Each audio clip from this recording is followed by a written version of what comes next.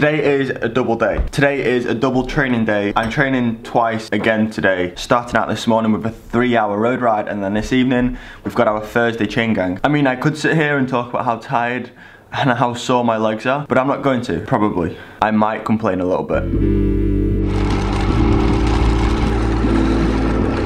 There was no vlog yesterday, and the reason there was no vlog is because, look, yesterday I still went out and did 4 hours despite there being no vlog. But the reason there was no vlog yesterday is because this week I'm sort of doing an overload training week, so the duration of training is really high. Filming and editing a vlog, it takes up quite a lot of time, which, like, I'm not complaining about. I love filming and I love editing the vlog, but just this week, whilst the training load is so high, I thought I would cancel a vlog yesterday. That way it just frees up quite a bit of time. But we are back today, the vlog is back. Hi mate. Cameron. Hi Tom. How are you?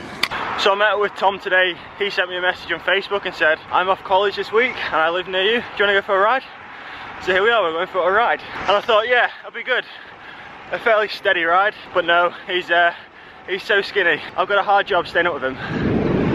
So you're doing your A-levels, cycling, you play football, and did you say you've got a part-time job, or you're looking for a part-time job? Well, if we had time for a part-time job, then I'd get one, but there's no time. Well, that's what I was going to ask. So how do you balance everything? I don't really. Well, it's just about being organised, as you said.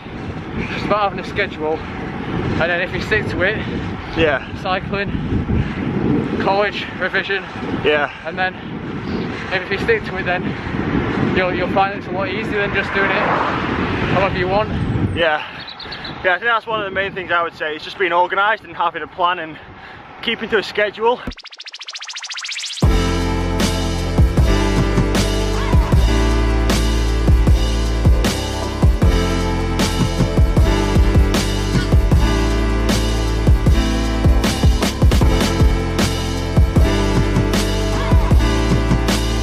So this weekend we've got Paris-Roubaix. Tom, I want to hear your predictions. I think Peter Sagan's going to be out for revenge. He's going to want it. You think he might get marked by all the others, but he's just going to have that desire. Yeah, I think more at park. Yeah, I think it's hard to look past Sagan. I reckon Tom Bone's going to give it a real good crack, because like it's his last race and everything. But yeah, the thing with Paris-Roubaix, anything can happen. As we saw last year with Matt Heyman winning it, anything can happen in Paris-Roubaix, especially with all the cobbles. But no, I'm looking forward to it. It's always a good race. Alright, I'm going right, you're going left. Cheers for the ride. Yeah, cheers. Cheers to smashing me up the climbs. Yeah. Well done. It was supposed to be sunny today, but we've had no sun.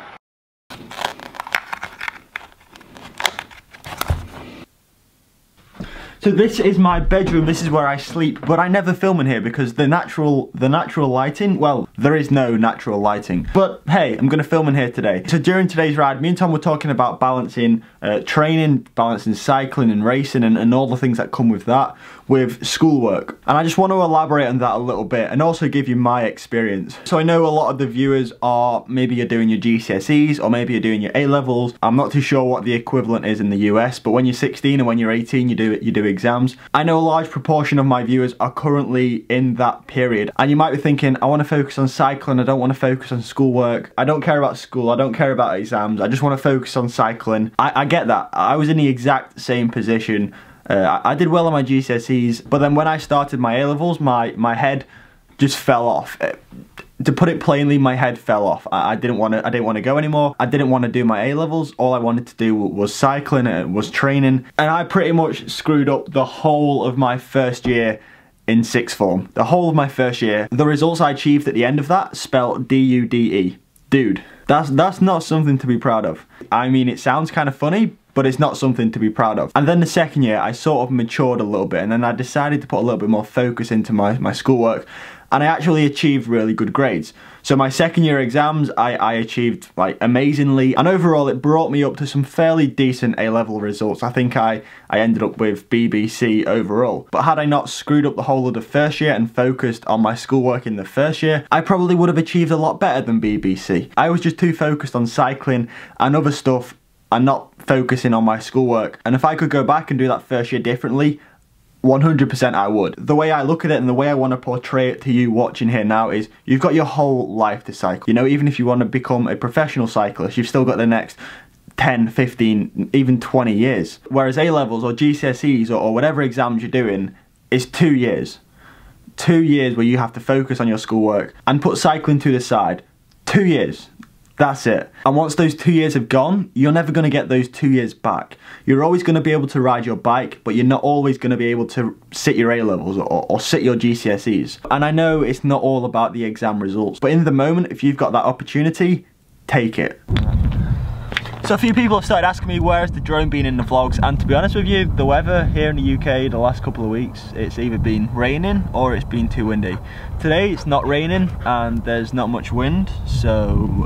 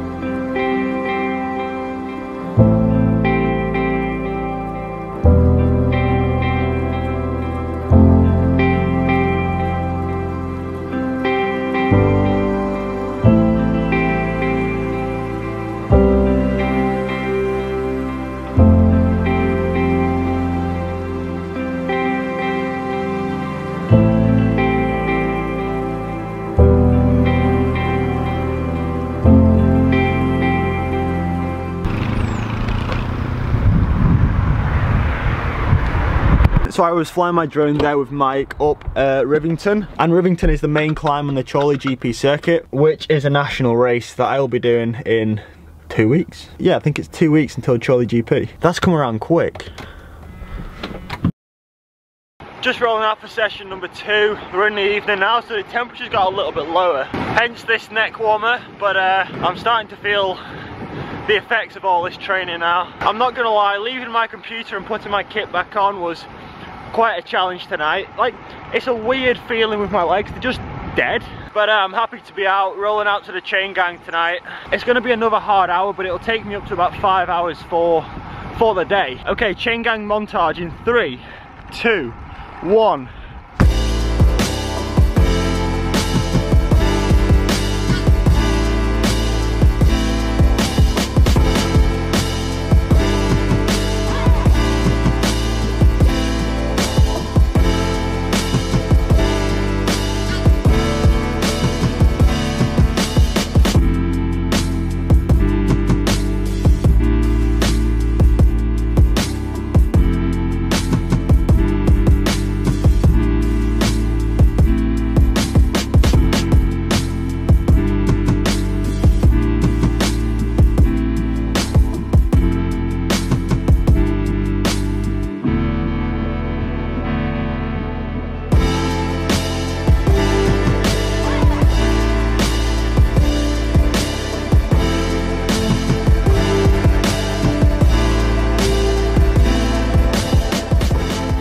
So I think the total ride time for today ended up being just under 5 hours. That brings this week's total since Tuesday up to 12 hours. And obviously my legs are sore, but surprisingly I actually feel really good. Physically, other than my legs, I don't really feel that tired. I feel like I've still got a lot of energy despite the training volume this week. But anyway, this weekend, me, Jorja and all of her family are heading over to the Peak District for a week. We are going there on holiday. So if anyone lives around the Derby, Matlock, Ashbourne area and you want to go for a ride on Sunday, and then you can show me the area. I'm planning on doing about 3 hours, 3 or 4 hours, fairly steady. Then contact me on one of my social medias or send me an email and let's ride. But that's going to be the end of the video for today. I hope you enjoyed it. Thanks for watching, and as always, I'll see you tomorrow.